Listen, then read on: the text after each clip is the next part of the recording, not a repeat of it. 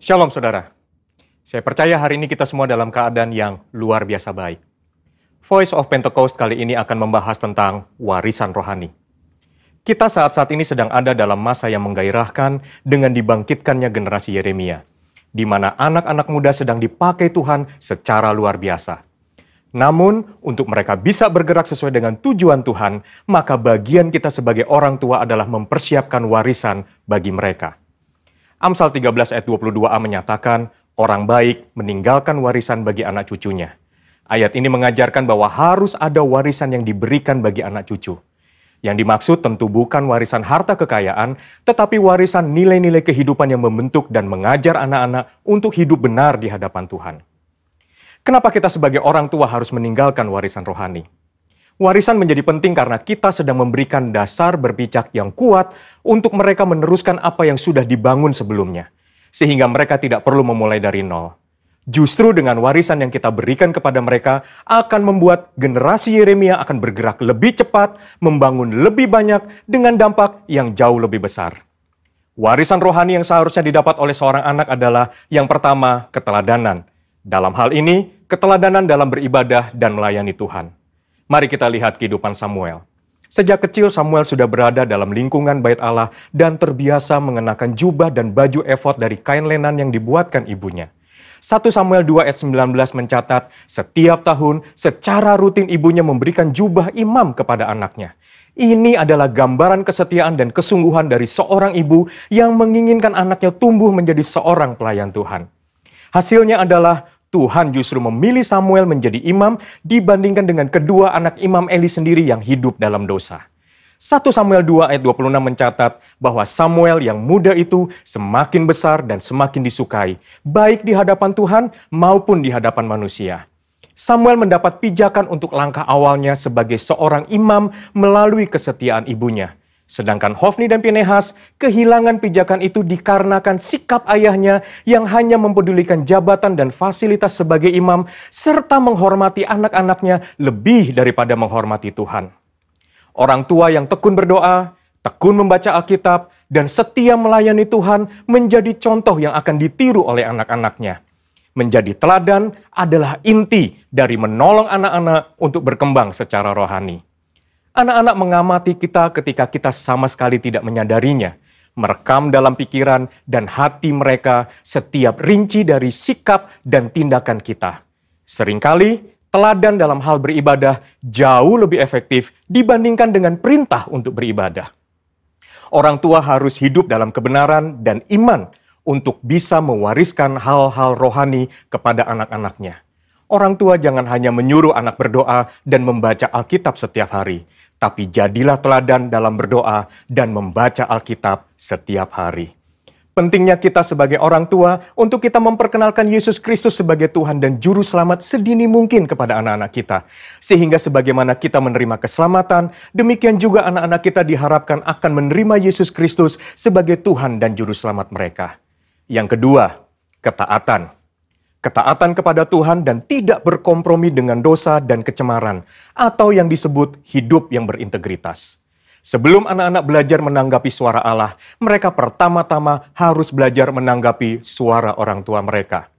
Tuhan mengajar umat Israel melalui Yeremia dengan sebuah contoh dari kehidupan kaum orang Rekhab, dan kaum orang Rekhab menolak anggur pemberian Yeremia karena setia kepada perintah Yonadab bin Rekhab, bapa leluhur mereka, yang memerintahkan untuk tidak minum anggur sampai selama-lamanya.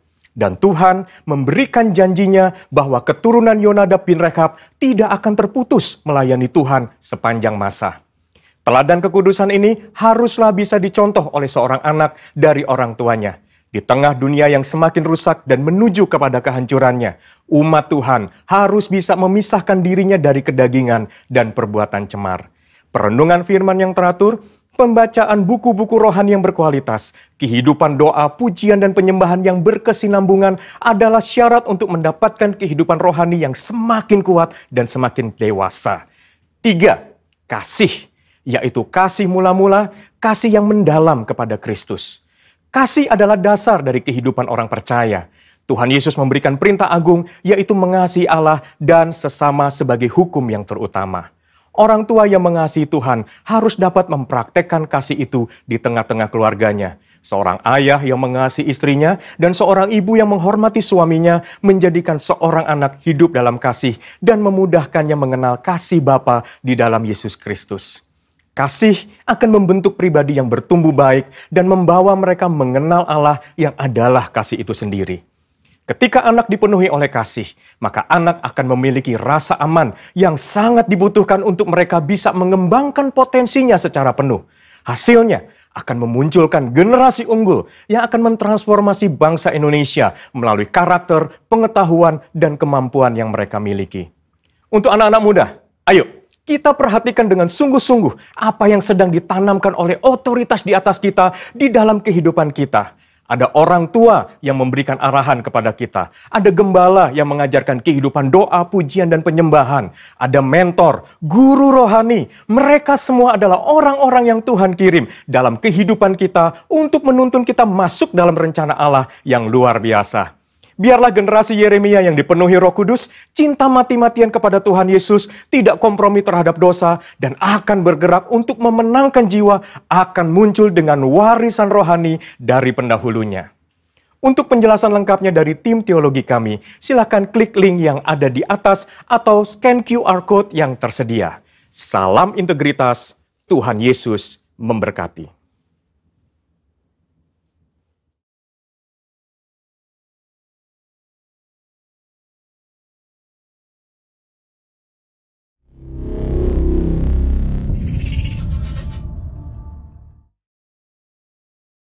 Puji nama Tuhan, Shalom, selamat pagi Bapak Ibu Saudara. Selamat datang di bulan Juni, di mana Tuhan akan terus memberkati kita saudara.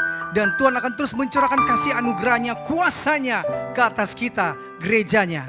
Baik dimanapun kita berada, di rumah atau dimanapun kita berada saudara, pastikan kita masuk dalam hadirat Tuhan. Dan kita menikmati segala kebaikan Tuhan di hadiratnya. Karena saya percaya waktu kita masuk hadirat Tuhan, Tuhan sediakan pemulihan, kesembuhan, keajaiban, terobosan, bahkan kemenangan saudara. Oleh karena itu mari kita satukan hati kita saudara, kita siapkan hati kita. Sebelum kita masuk ke hadirat Tuhan, mari Bapa di surga, kami merendahkan hati kami di hadapan-Mu. Kuduskan, tahirkan, sucikan kami, ampuni kami dari segala dosa, kesalahan, pelanggaran kami ya Tuhan. Dan bawa kami terus masuk dalam hadirat-Mu ya Tuhan. Untuk kami mengerti isi hati-Mu ya Tuhan Yesus. Untuk kami mengerti setiap rancangan-Mu dalam hidup kami ya Tuhan. Yang Kau sediakan adalah rancangan yang indah bagi masa depan kami. Terima kasih, kami gak takut, kami gak ragu. Sebab Engkau beserta dengan kami. Engkau sediakan gada dan tongkat-Mu untuk menyertai hidup kami ya Tuhan. Terima kasih buat kasih setia-Mu dalam hidup kami. Tiada pernah ku ragukan kasih setia-Mu ya Tuhan. Setiap waktu dalam hidupku, tak pernah Kau tinggalkan. Meski langit tampak suram, awan gelap pun menghadap.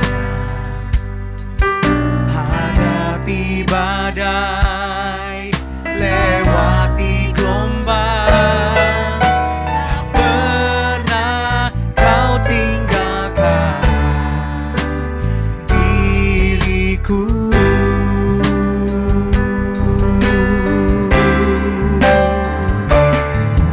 Walau seribu rebah di sisiku, Kau tetaplah Allah penolongku. Walau 10.000 rebah di kananku, takkan ku goyah, sebab Yesus sertaku. Mari katakan dengan iman ya saudara, pujian ya saudara. Tiada pernah ku ragukan kasih setia-Mu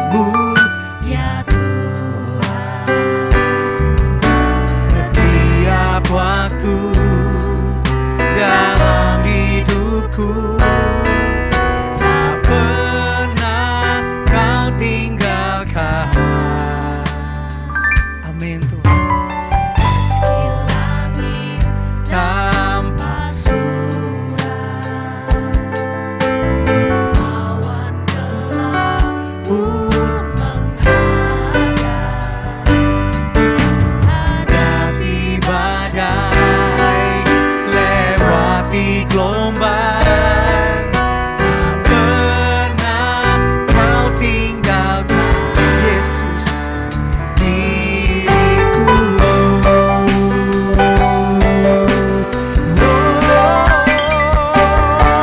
Walau seribu rebah di sisiku, kau tetaplah Allah penolongku.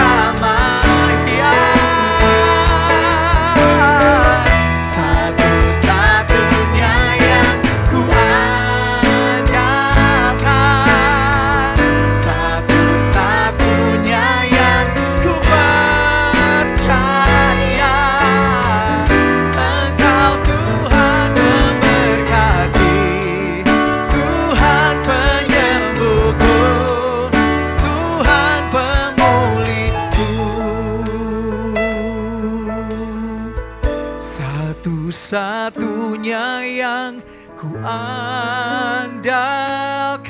Dengan iman saudara, satu-satunya yang ku percaya. Engkau sumber kekuatan, sumber pengharapan, sumber kedamaian. Satu-satunya yang ku andalkan, satu-satunya yang ku percaya. Engkau Tuhan amin Tuhan. Aku buka tanganku, hidupku, Tuhan pemulihku. Kita buka tangan dan hidup kita, saudara. Engkau Tuhan memberkati. Kami gak ragu, kami gak takut. Penyembuhku, Tuhan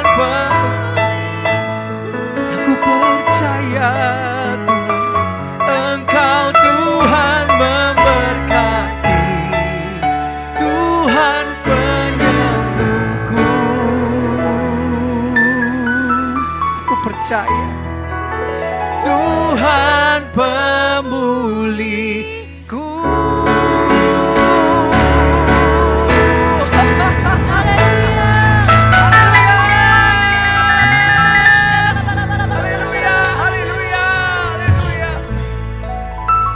Benar Tuhan, Kau hadir di sini. Dan Engkau limpahkan, curahkan kekuatan baru, pengharapan baru, pemulihan, damai sejahtera dan kekuatan yang baru bagi kami ya Tuhan. Terima kasih ya Tuhan, kami gak ragu akan masa depan kami. Karena Engkaulah kekuatan bagiku. Engkau sudah ada ya Tuhan di ujung perjalanan kami, menantikan kami untuk memberikan kemenangan dan mahkota ya Tuhan. Kemuliaan yang telah Kau sediakan bagi kami. Kami bangga menjadi milik kepunyaan-Mu ya Tuhan. Mari kita serukan haleluya. Haleluya. Haleluya. Kita berikan tepuk tangan buat Tuhan Yesus, saudara, dimanapun kita berada. Haleluya. Karena Dialah satu-satunya sumber kekuatan bagi kita. Dan Dia terbukti bagi kita, saudara. Oh haleluya. Terima kasih Tuhan. Kami gak akan takut akan musuh apapun, siapapun dan keadaan apapun ya Tuhan. Yang ada menjadi tantangan di hidup kami. Yes, katakan. Meskipun musuh di depanku, Yes. rintangan menghadang langkahku, tahu sungguh Engkau bersamaku. Sekalipun ini terjadi Tuhan, Beribu rebah di kiriku, berlasa di sisi kanan. Kau janji-Mu, Engkau bersamaku. mari dengan iman saudara katakan. Takkan pernah goyah keyakinanku pada diri-Mu, Yesus Tuhanku. Tiada yang seperti diri-Mu. Kaulah kuatku,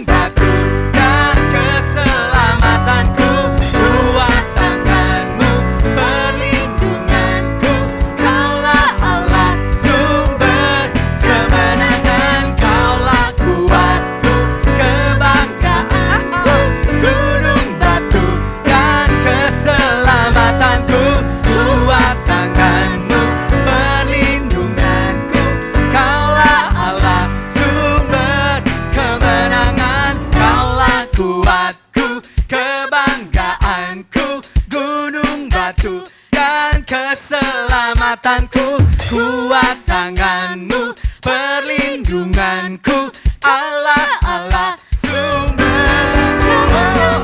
Kaulah kuatku, kebanggaanku, gunung batu dan keselamatanku. Kuat tangan-Mu, perlindunganku, Kaulah Allah, sumber kemenanganku, sumber kemenanganku. Angkat tangan kita, saudara. Sumber kemenangan, Kaulah kuatku.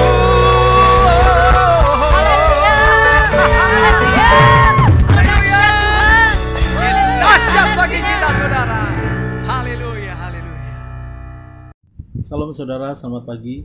Pagi ini kita mau bersatu hati untuk kita naikkan doa syafaat bersama-sama.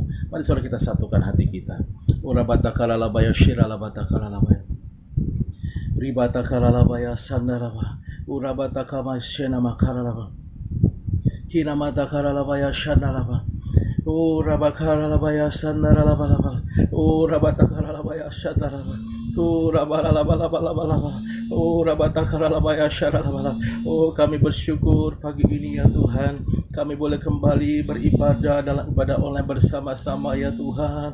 Dan kami bersyukur ya Aba, kami sudah masuk di bulan Juni di tahun 2021 Tuhan. Terima kasih ya Tuhan, untuk bulan demi bulan kami boleh lalui, bahkan sampai di bulan ke-6 ini kami boleh ada sebagaimana kami ada, semua karena kasih-Mu ya Tuhan, semua karena kebaikan-Mu ya Tuhan. Terima kasih ya Tuhan, Engkau terus pelihara kami, Engkau terus berikan kami kekuatan dan kesehatan. Tuhan, pagi ini Abah kami mau berdoa buat Indonesia ya Tuhan, khususnya hari-hari ini apapun keadaan yang terjadi bangsa kami, Tuhan Engkau Allah yang turut bekerja dalam segala sesuatu untuk mendatangkan kebaikan buat Indonesia. Kami berdoa Tuhan, pulihkan Indonesia Tuhan, sembuhkan Indonesia Tuhan. Kami berdoa curahkan api Pentakosta ketiga buat Indonesia.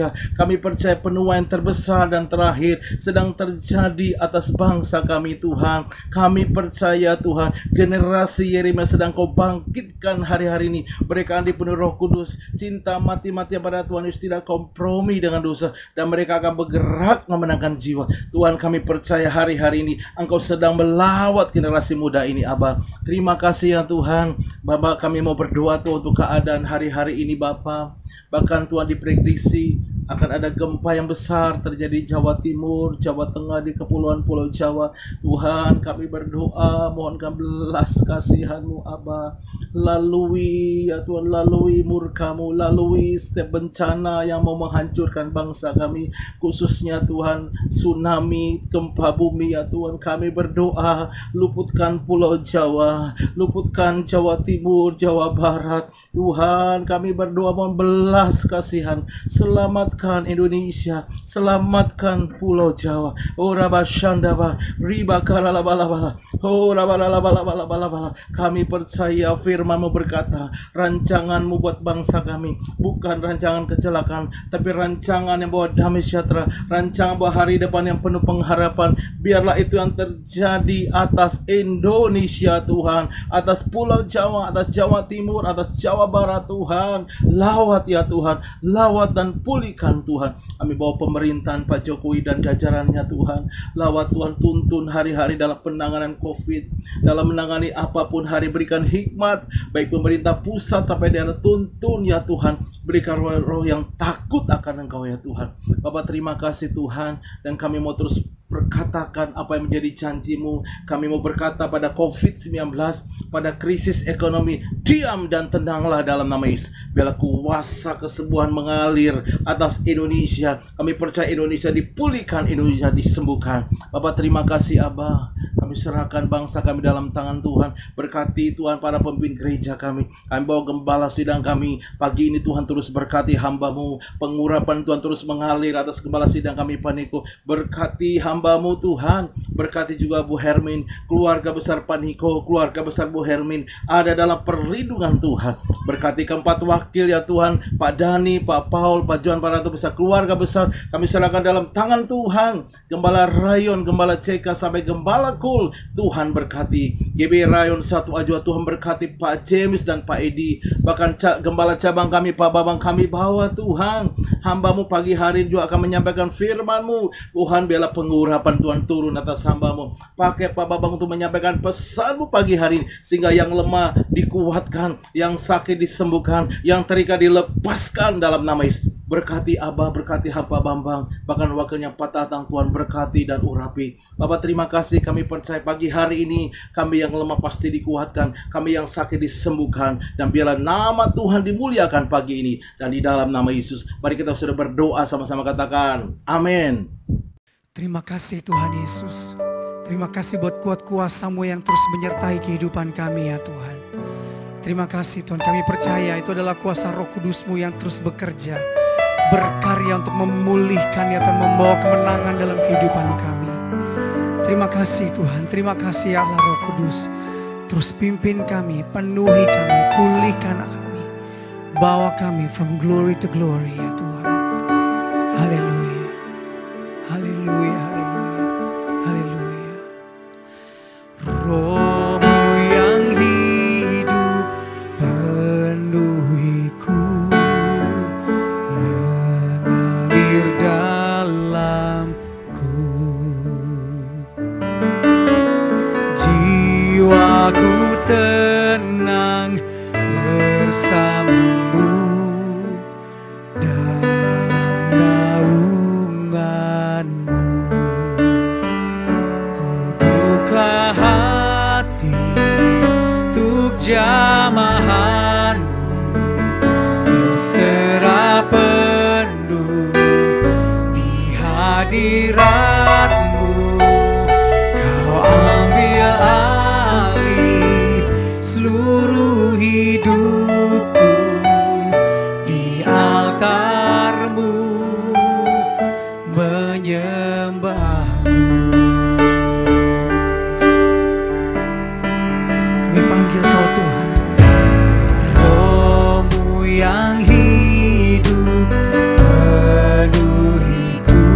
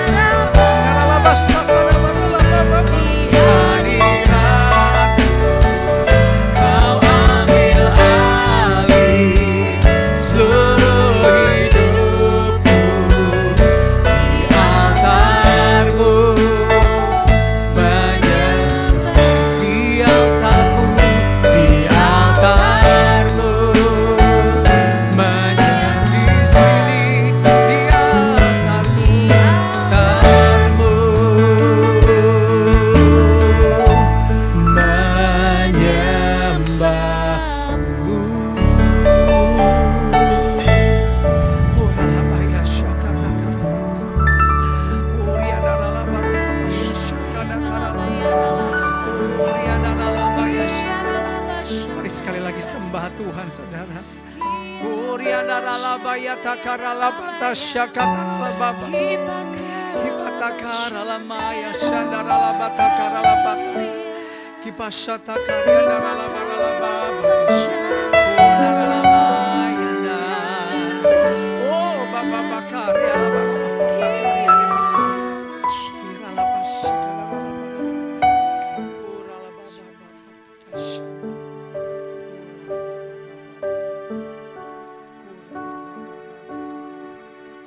Engkau ajaib bagiku,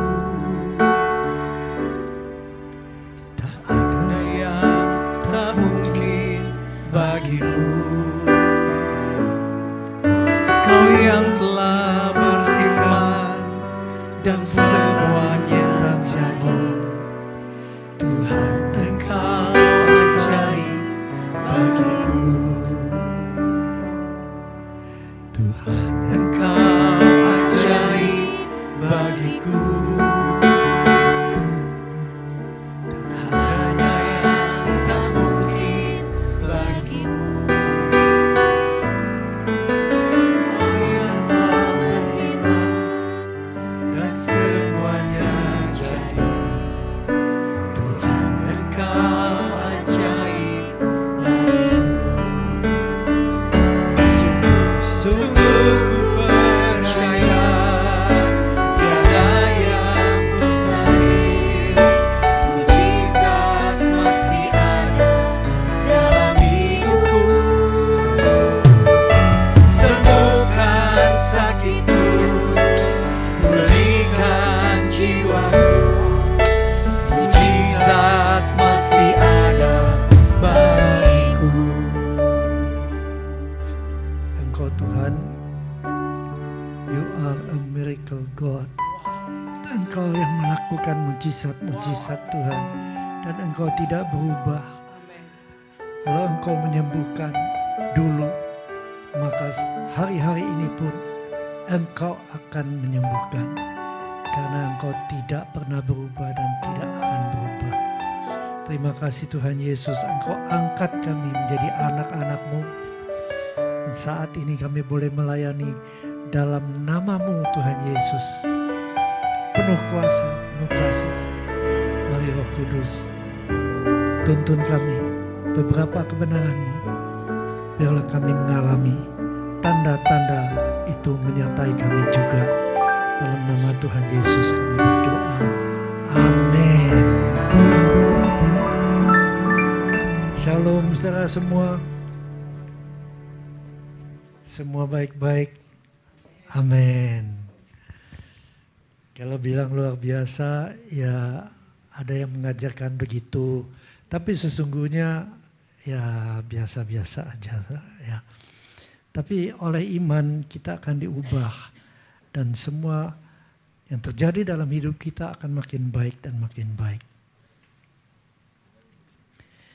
Roh Kudus meyakinkan pada kita bahwa Tuhan Yesus mengasihi kita. Dan Dia juga yang membuat kita yakin bahwa saat ini kita menjadi anak Allah. Tuhan Yesus kakak tertua. Nah, waktu Tuhan Yesus kembali ke surga, di Yohanes 16 ayat 7, Tuhan katakan adalah lebih baik, adalah lebih berguna bagi kamu jika aku pergi, maksudnya kembali ke surga. Sebab jikalau aku tidak pergi, penghibur itu, penghibur huruf besar namanya Roh Kudus, itu tidak akan datang kepadamu. Tapi jikalau aku pergi, aku akan mengutus Dia kepadamu. Jadi kita harus menunggu seperti murid-murid ya. Pentakosta setiap saat bisa terjadi. Memang waktu zaman Tuhan Yesus di bumi, sejak Paskah tambah Penta itu 50 hari, itu Pentakosta, hari Pentakosta. Di mana Tuhan mencurahkan Roh Kudus-Nya ke atas 120 murid dan orang percaya. Dan sejak itu mereka dipenuhi dengan kuasa Roh Kudus. Petrus yang tadinya pengecut menjadi pemberani. Dan urapannya luar biasa di depan ribuan orang Yahudi. Dia cuma ngomong tentang Tuhan Yesus dan mereka merasakan hadirat kasih itu. Sampai dikatakan mereka terharu, nangis saudara ya. Dan mereka ingin juga Roh Kudus. Mereka tanya, apa yang harus kami perbuat Petrus supaya kami juga mengalami ini. Dan Petrus katakan gampang, bertobat aja sungguh-sungguh, terima dia, dirimu dibaptis dan engkau akan menerima karunia Roh Kudus. Nah saudara, ini bicara minggu 1 udah ya, udah lewat ya. Ya, saya percaya setiap hari kita bisa menerima pencurahan Roh Kudus. Sekarang saya ajak melihat Markus 16 mulai dari ayat 14.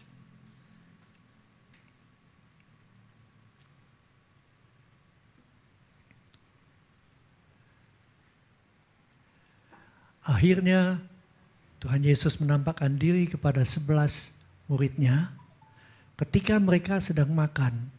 Dan dia mencela 2 hal. Ya, kalau kita punya anak juga kalau dia berbuat salah atau kurang mengerti, kita benerin kan, tapi benerinnya dengan kasih. Nah, Tuhan Yesus ini mencela murid-muridnya 2 hal. Dia mencela 1, ketidakpercayaan mereka.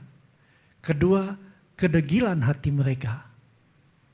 Oleh karena mereka tidak percaya kepada orang-orang yang telah melihat dia sesudah kebangkitannya. Ingat Thomas bilang, sebelum aku cocokkan jariku ke dalam lambungnya, aku tidak akan percaya bahwa dia bangkit. Nah saudara, ketidakpercayaan itu terjadi waktu akal pikiran kita bekerja. Karena manusia pengen lihat bukti. Kalau saya ketemu dokter sekalipun sudah anak Tuhan, dia katakan saya mau lihat bukti. Kalau cuma ngomong saya tidak percaya. Nah ini yang dicela oleh Tuhan Yesus. Karena ketidakpercayaan menghentikan kuasa Roh Kudus bekerja. Ingat nggak, setiap kali Tuhan Yesus katakan, jadilah menurut imanmu. Jadi mereka percaya, maka terjadi mujizat. Orang sakit disembuhkan karena percaya. Tapi murid-murid mengusir setan dari seorang yang sakit ayan, kok nggak bisa keluar? Nah, Tuhan mencela lagi, malah dihardik. Itu karena ketidakpercayaanmu. Berapa lama lagi aku harus sama-sama engkau? Tapi belakangan Tuhan Yesus ajarkan jenis ini pakai setan ya, tidak dapat diusir kecuali dengan doa dan puasa. Tentang ketidakpercayaan, kita harus percaya. Hal yang kedua yang dicela adalah kekerasan hati. Nah, kekerasan hati ini terjadi kepada orang Kristen yang sudah lama ikut Tuhan. Waktu masuk pertama kali dalam gereja, wah disambut semua asyur, ya begitu penuh kasih, dicarain tempat duduk, orang semua salamin. Minggu depannya udah setengah yang salamin, minggu depannya udah nggak ada yang salamin, saudara ya. Lama-lama kalau kita nggak sangat bermurah hati, ya dikucilkan lah. Lalu kita melihat pendetanya, wah ini mah duit melulu. Kapan puasnya? Wah, udah kaya. Nah ini saudara ya, ini sikap yang salah, ini yang dicela oleh Tuhan Yesus. Karena kekerasan hati, orang Kristen mulai kecewa. Tadinya kalau nyanyi ya, tanganku ku angkat padamu,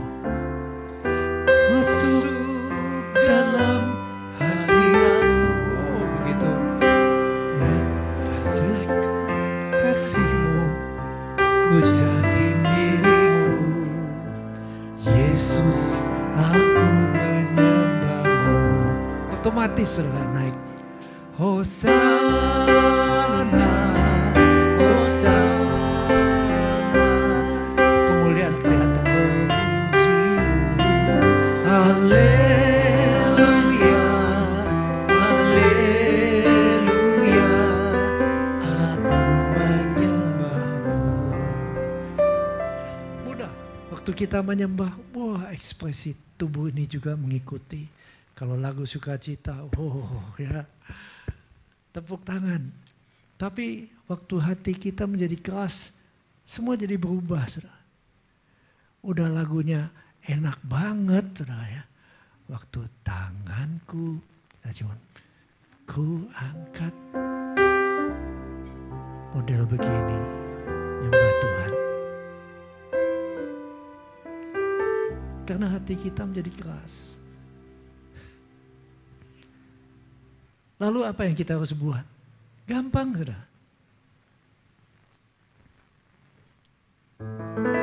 Pandang pada Yesus.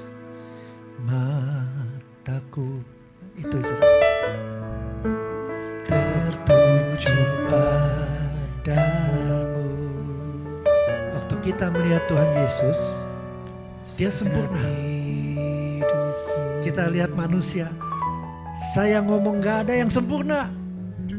Ya ada yang udah cukup lumayan baik, saudara ya, ada yang sangat baik. Kalau yang sama kayak Tuhan, nggak ada. Tapi kita berusaha untuk menjadi seperti Dia. Itu semua baik, saudara. Nah kenapa Pak Niko ngomong integritas harus seperti Tuhan Yesus? Supaya nggak jadi orang munafik. Tuhan Yesus tuh pendosa yang bertobat, Dia sayang. Tapi orang yang sudah menjadi anaknya, tahu firman Tuhan tapi sengaja tidak melakukannya, Tuhan cela terus. Hai munafik, sampai diancam neraka. Jadi supaya itu nggak terjadi dalam hidup kita, hati kita tetap bisa mengasihi semua orang. Pandang saja kepada Yesus, Dia yang penuh cinta. Jadi otomatis saudara ya, ya hati kita tetap baik. Kita bisa mengasihi semua. Orang buat salah yang sesakit apapun, udah percaya saya. Tuhan Yesus mengajarkan kasihilah musuhmu, berkatin aja. Saudara akan kembali merasakan hadirat Roh Kudus. Benny Hinn G. Banyakin stringnya. Benny Hinn dia nyanyi. Jesus, oh Jesus, Jesus, oh Jesus, Jesus. Lord Jesus, your presence makes me whole. Hadirat-Mu menyembuhkan aku, menyempurnakan aku. Saudara, kita berubah hanya dalam hadirat Roh Kudus. Kalau tidak mengalami itu, tetap aja manusia lama. Dan ini yang Tuhan katakan, ini yang menghalangi tanda-tanda mujizat tidak terjadi. Satu, ketidakpercayaan. Kedua, kekerasan hati. Lalu Tuhan Yesus kembali ke Markus 16. Dia katakan tentang pergilah ke seluruh dunia. Sesudah mencela, oleh karena mereka tidak percaya pada orang yang telah melihat Dia sesudah kebangkitannya. Lalu Dia berkata kepada mereka, pergilah ke seluruh dunia, beritakanlah Injil pada segala makhluk. Jadi amanat agung itu diberikan kalau seseorang sudah melepaskan ketidakpercayaannya dan kekerasan hatinya. Sekarang kamu siap. Sebab Roh Kudus akan bekerja waktu kita dalam keadaan kasih dan percaya. Tuhan katakan pergi ke seluruh dunia. Beritakan Injil pada segala makhluk. Injil bukan sekedar cerita. Injil harus diberitakan dengan kuasa. Dengan tanda-tanda heran. Dengan mujizat. Kalau enggak orang belum percaya. Kan dari tadi saya bilang. Orang dunia dia percaya kalau dia lihat bukti. Kalau enggak, sudahlah. Nah, ayat 16 dikatakan, siapa yang percaya dan dibaptis akan diselamatkan. Amin. Ya, kita semua udah. Tapi siapa yang tidak percaya akan dihukum. Loh, kenapa begitu? Kan Tuhan bukan Tuhan yang galak, yang jahat. Enggak, saudara. Tuhan Yesus sudah menyediakan keselamatan. Nih, aku sudah menanggung dosamu di kayu salib. Aku sudah menanggung penyakitmu. Aku sudah menanggung segala kekuranganmu. Tapi engkau katakan, not for me. Aku tidak percaya. Saat itu, siapa yang turun ke atas kita? Bukan Roh Kudus, tapi roh jahat. Maka orang ini dihukum. Tanda-tanda ini akan menyertai orang-orang yang percaya. Mereka akan mengusir setan-setan demi namaku.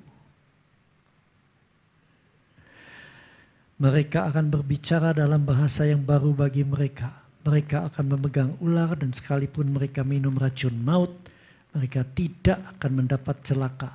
Mereka akan meletakkan tangannya atas orang sakit dan orang itu akan sembuh. Pertama, mengusir setan dalam nama Yesus. Matius 12 ayat 28, Tuhan Yesus katakan, kalau aku mengusir setan dengan kuasa roh Allah, Roh Kudus, maka sesungguhnya kerajaan Allah, hadirat Roh Kudus sudah datang kepadamu. Bahkan Roh Kudus mau tinggal di dalam kita yang percaya, apalagi yang melakukan kehendaknya terus. Sangat penuh. Maka terjadilah seperti hamba-hamba Tuhan. Wah, yang mujizatnya sudah. Lihat aja kisah Rasul. Lihat aja ya hamba-hamba Tuhan besar. Sampai ke William Seymour. Sampai ke Pak Niko. Sampai ke banyak ya saudara ya. Banyak. Jadi waktu kita mengusir setan. Orang masih dikuasai dosa lalu. Dia menyembah berhala, lalu tradisi. Ya. Waktu dia bertobat, tugas kita lepasin dulu dari semua itu. Maka waktu setan-setan itu keluar, Roh Kudus akan masuk ke dalam dia. Dan kerajaan Allah sudah datang kepadanya. Tandanya bahwa kerajaan Allah hadir, itu adalah kalau tanda-tanda ini kelihatan. Yang baru dibaca tadi.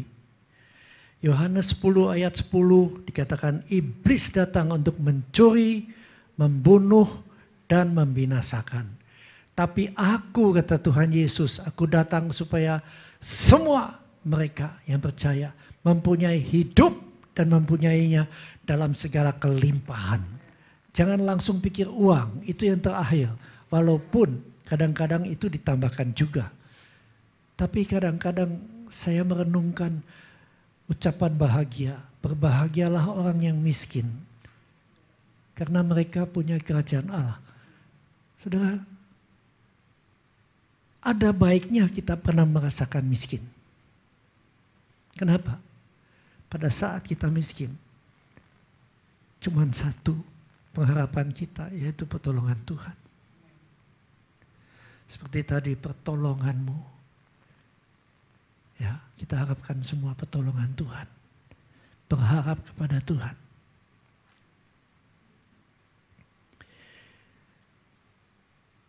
mempunyai dalam segala kelimpahan. Amin. Nah, semua hal yang berhubungan dengan mencuri, membunuh, dan membinasakan tidak datang dari hati Tuhan. Iblis yang datang untuk menyiksa, bawa ketakutan, bahkan depresi, sampai mau bunuh diri, dan penyakit macam-macam. Tapi Tuhan Yesus datang, begitu diusir setannya, orangnya sembuh. Lukas 13 ayat 11 sampai 13. Di situ ada seorang perempuan di sinagog yang telah 18 tahun dirasuk roh dengan huruf kecil. Ini bicara roh, bukan Roh Kudus tapi roh setan. Sehingga dia sakit sampai bungkuk punggungnya. Dan tidak dapat berdiri lagi dengan tegak. Dulu kakak rohani saya mengajarkan, ini menggambarkan orang yang selalu melihat ke bawah. Ya ini tambahan saudara ya. Tidak sampai harus begitu ya. Yang selalu melihat persoalan-persoalan di dunia. Akhirnya masuk roh yang membuat dia depresif. Disiksa, ketakutan selalu. Terus ayat 12. Ketika Yesus melihat perempuan itu, dia memanggil dia dan berkata kepadanya, "Hai ibu, penyakitmu telah sembuh. Sini, sini." 13. Lalu Yesus meletakkan tangannya atas bongkoknya, atas perempuan itu.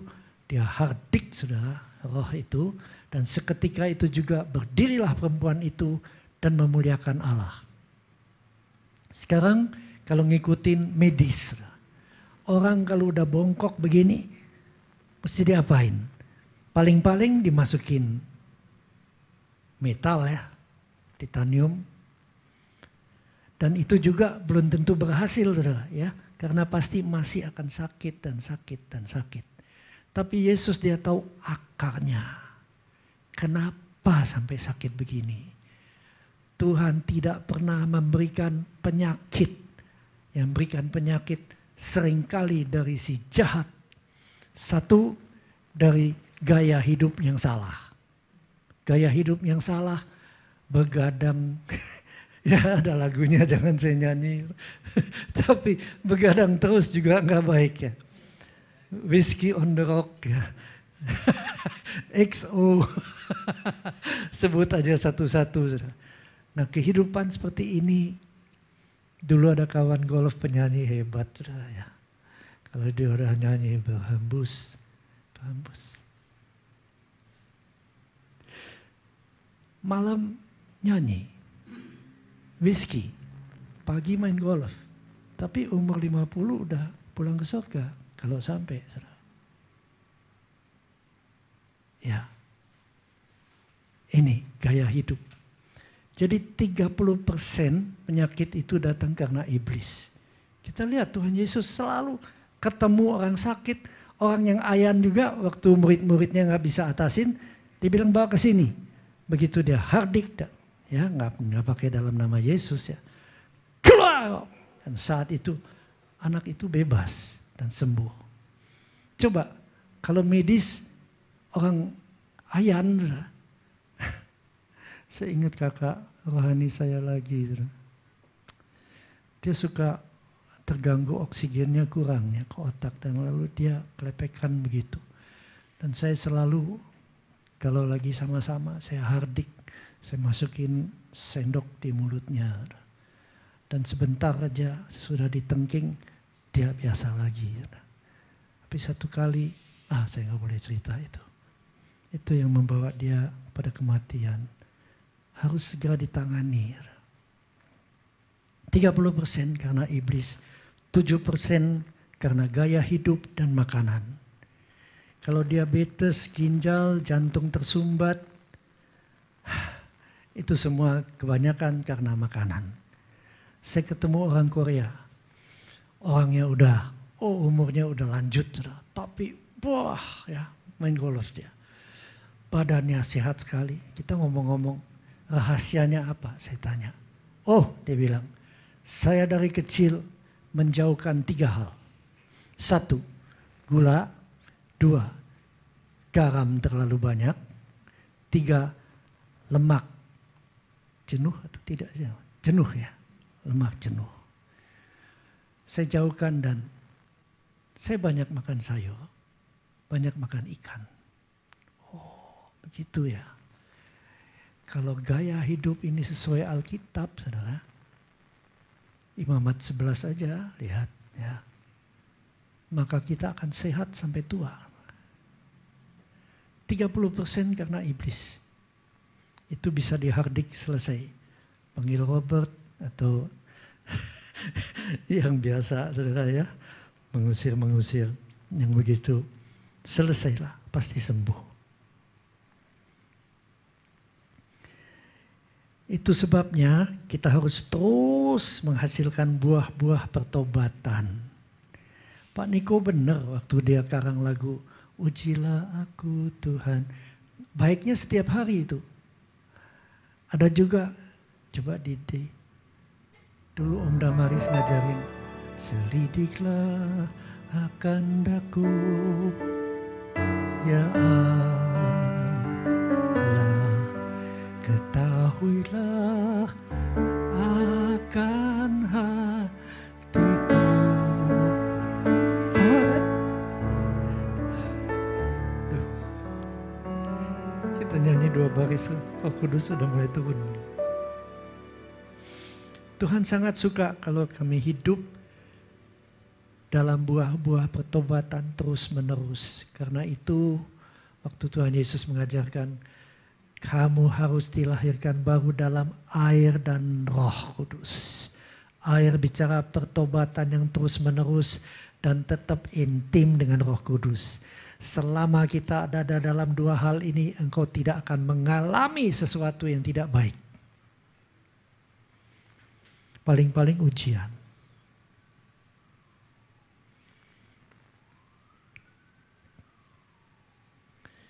Yakobus 4 ayat 7. Tunduklah pada Allah, lawanlah iblis, dan dia akan lari daripadamu. Yang penting tunduk pada Allah. Percaya, hati bersih. Begitu kita ngomong dalam nama Yesus, lari dia. Iblis udah dikalahkan Tuhan Yesus. Lukas 10 ayat 19 Tuhan Yesus katakan, sesungguhnya aku sudah berikan kuasa pada kamu. Untuk apa? Injek ular dan kalajengking. Ini bicara tentang kuasa-kuasa jahat. Kedua, ku beri kuasa menahan serangan musuh. Gak bisa kena. Serangan balik, boleh coba. Roh Kudus mengelilingi kita dengan apinya. Api menyala di depanku. Membakar semua musuhku. Mana berani iblis sama apinya Roh Kudus. Dia lari. Baru lihat dari jauh. Jangan yang ini. Jangan. Aku lihat dia penuh Roh Kudus. Dan ketiga, sehingga tidak ada yang membahayakan kamu. Nonton TV, virus ini, virus itu. Ada yang baru lagi. Percaya siapa, saudara? Percaya apa yang kita lihat, apa yang dunia sajikan, atau percaya you are the God that healed me. You are the God, my healer. Saya pilih percaya dia aja. Kalau udah waktunya, take me home.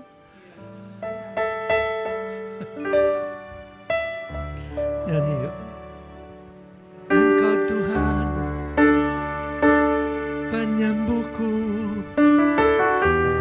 Engkau Tuhan, penyembuh. Kau berfirman,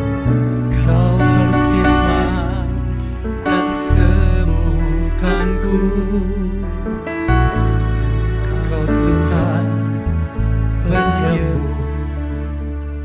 Saudara, saya mau bersaksi. Saya ini kehidupannya, gaya hidupnya kurang baik. Dulu waktu hidup di dunia golf, saudara, ya, karena kerjanya kan di kantinnya. Kita sewa kantinnya dan dari situ Tuhan berkati luar biasa. Setiap hari main golf. Nggak bayar, saudara, join fee nggak bayar. Caddy anak buah sendiri suruh tarik. Murah kan? Lalu pagi latihan, kan siangnya petempur kan. Biasa, saudara, ya, orang dunia. Lalu minum cutting dye setiap hari. Satu pagi, satu siang. Dari pagi sampai gelap di lapangan terus. Apa yang terjadi? Kimia itu menghancurkan ginjal saya. Enggak mengerti, enggak ke dokter, saudara. Segala jamu-jamu yang bikinan, ya saya nggak boleh sebut nama, tapi semua jamu-jamu yang dipak itu nggak seluruhnya dari rempah-rempah. Sebagian itu kimia dan itu membantu merusak lagi. Lalu obat-obat, sedikit masuk angin Panadol. Sampai seperti kacang aja kita makan, setiap hari makan Panadol. Sedikit pegel Panadol. Itu racun, menghancurkan. Vitamin. Kita pikir vitamin itu beres dah. Kalau kita minum semua, maka daya lawan tubuh kita begitu besar, COVID datang, gak bakal bisa kena. Saudara, vitamin dalam dosis yang besar itu berat untuk dicerna oleh ginjal. Saya nggak tahu sampai 2 minggu lalu. Orang sakit ginjal, gagal ginjal, itu mulai dari batas 70 ya. Creatinine clearance itu dari 70. Turun ada 5 fase. Kalau dia udah sampai ke fase 4, ini sudah nggak bisa balik katanya. Karena begitu creatinine clearance di bawah 10, itu berarti ginjal kita tinggal berfungsi 10%. Itu harus cuci darah atau tambah ginjal orang. Wah, cari ginjal nggak murah. Ada rumah sakit nawarin, saya cariin sampai sembuh 2M. Mahal amat. Saudara, saya kaget. Tadinya masih 34%. Itu fase 3. Dan ginjal ini turun terus. Akhirnya ya cuci darah, game. 1 hari 2 minggu lalu, saya itu lihat hasil tes.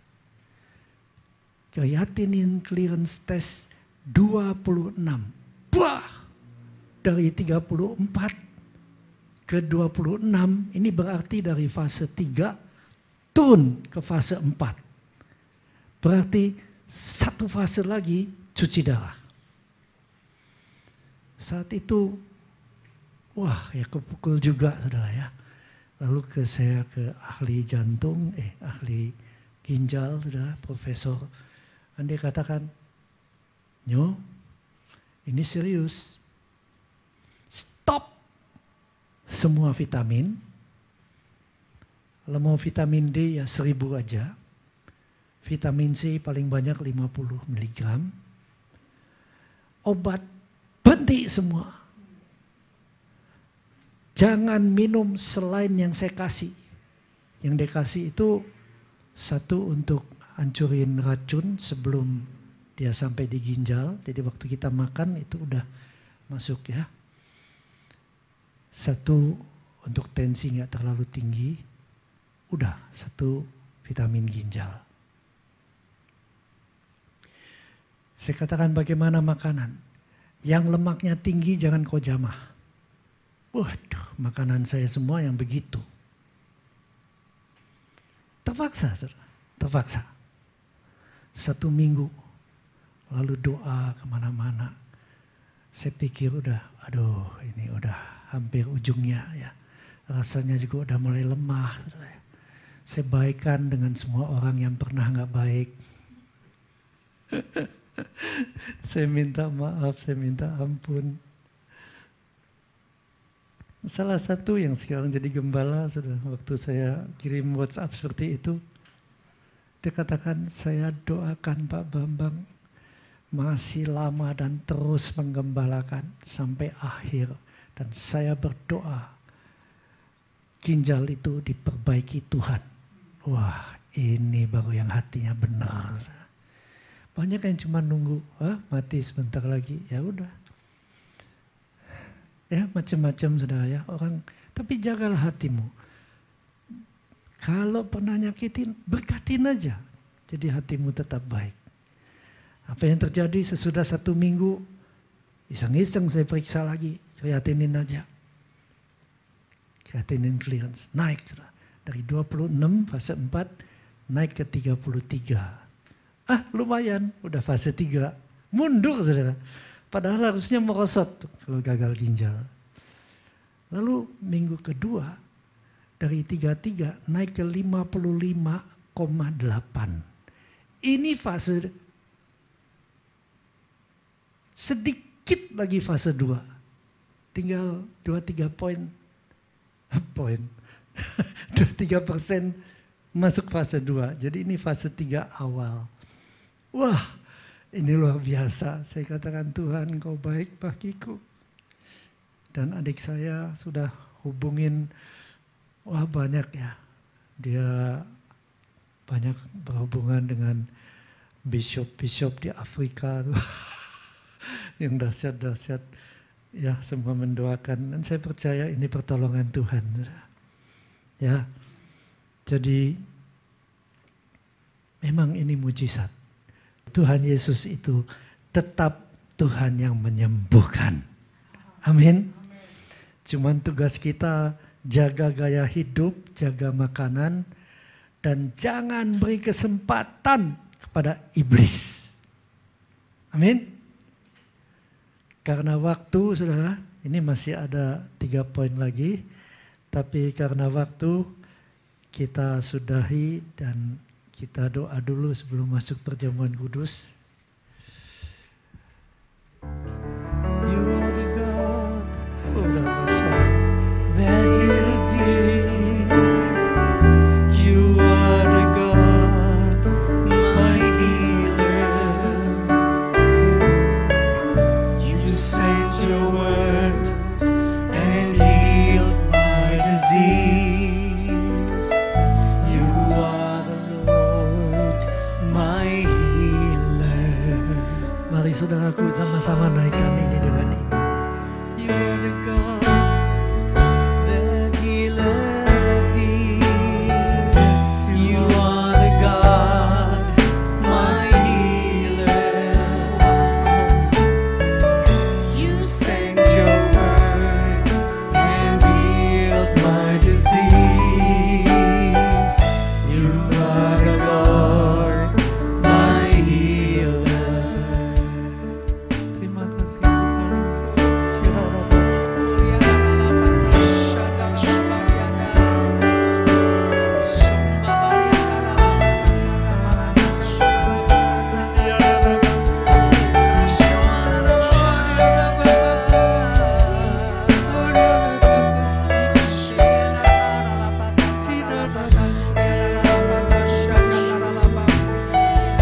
Engkau Tuhan penyembuhkan.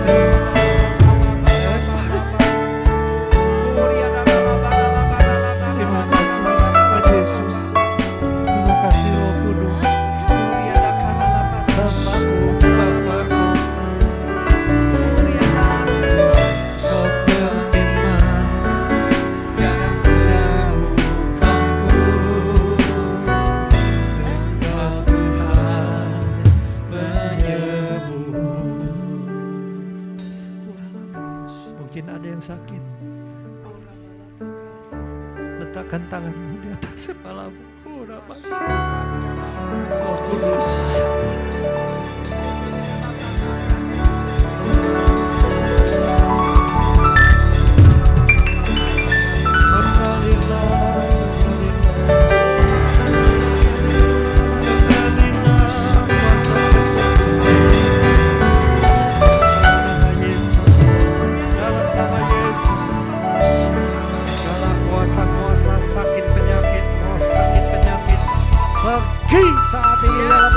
Yesus. Kelainan-kelainan organ-organ Bapak perbarui Bapak. Jadikan seperti baru. Namamu dimuliakan, namamu diangkat. Yes. Kau ku tinggikan. Kita ambil bagian perjamuan.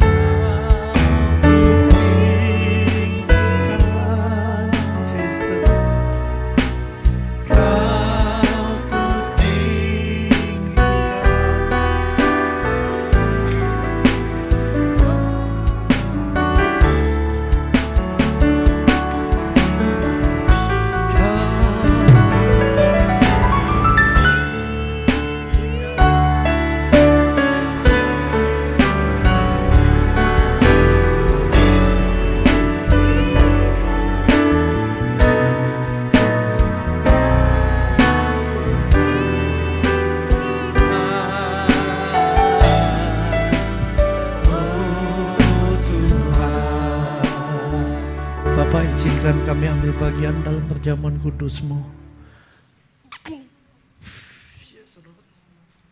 Kuat sekali Tuhan. Di saat kami ambil bagian, makan tubuh-Mu, minum darah-Mu, maka Engkau tinggal di dalam kami. Engkau jadikan tubuh kami tubuh yang sehat, tanpa kekurangan apapun Tuhan. Penuh dengan kuasa-Mu, kasih-Mu.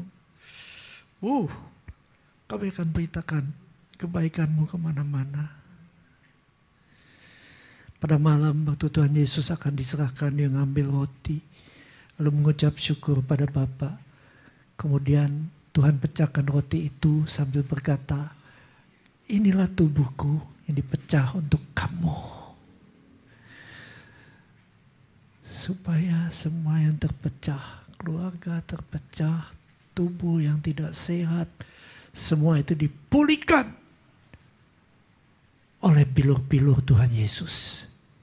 Bukankah roti ini adalah persekutuan dengan tubuh Kristus?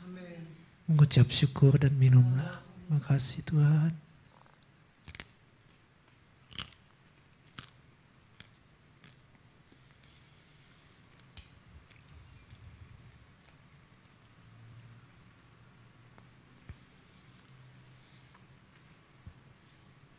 Kemudian Tuhan mengambil cawan yang berisi anggur.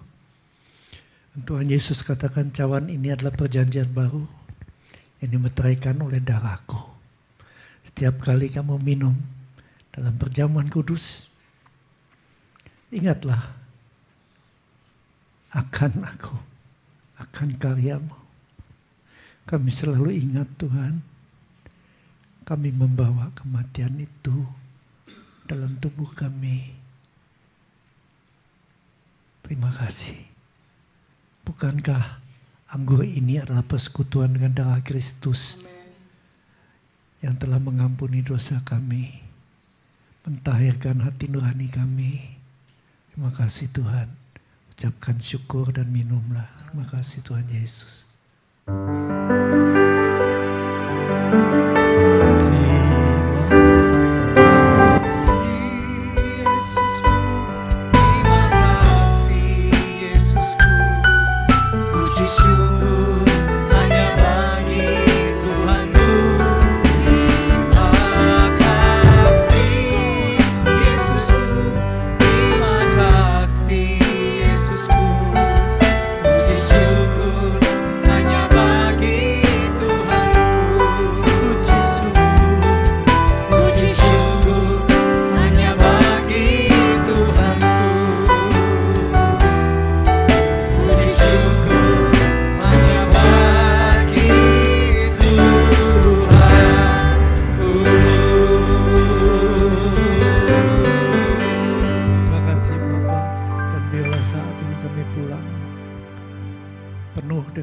Sejahtera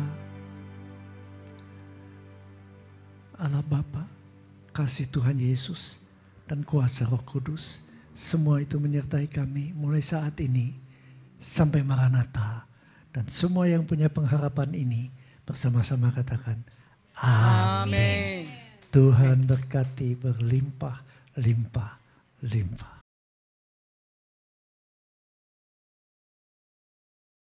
Tuhan gembalaku yang baik, takkan kekurangan aku. Engkau membaringkanku di padang yang hijau, kau menyegarkan jiwaku, kau yang menuntunku ke air yang tenang. Shalom. Yuk kita ikut Kul GBIDS Kul Dharma Wangsa Square setiap hari Rabu jam 7 malam melalui Zoom. Ada sharing firman, kesaksian, juga ada gamenya. Tuhan Yesus memberkati. Sekalipun ku berjalan dalam lembah kekelaman, ku tak takut bahaya, sebab Tuhan besertaku selamanya. Gada dan tongkatku yang menghiburku.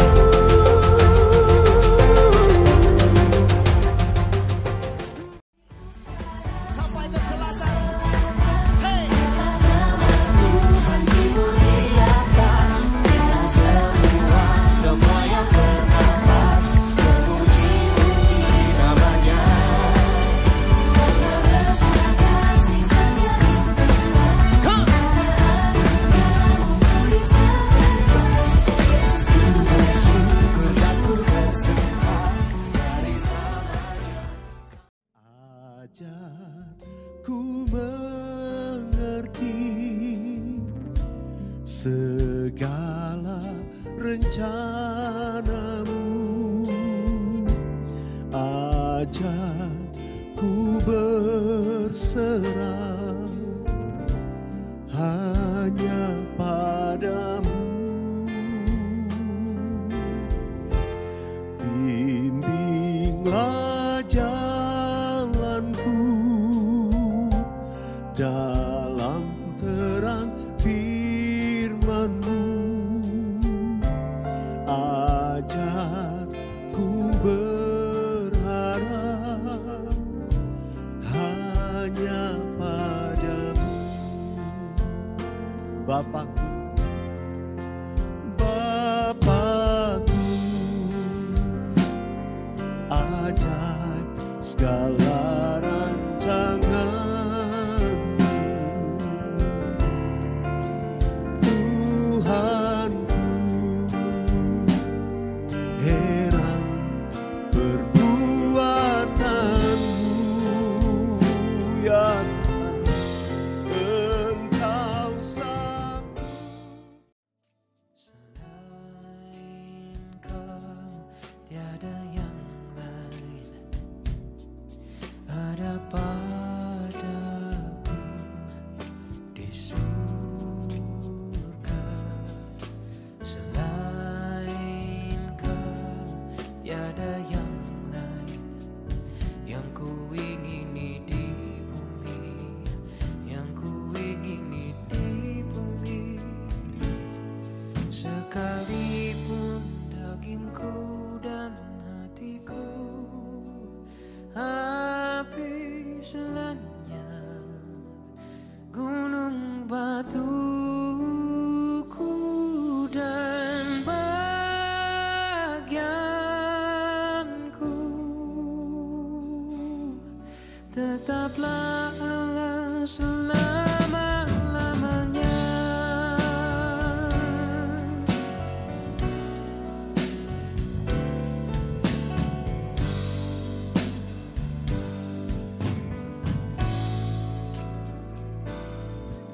Selain Kau tiada yang lain, ada padaku di surga.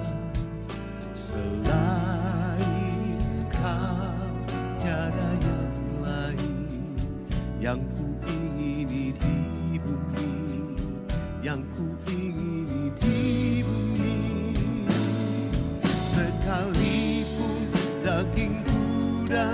hatiku habis lenyap, gunung batuku dan bagianku.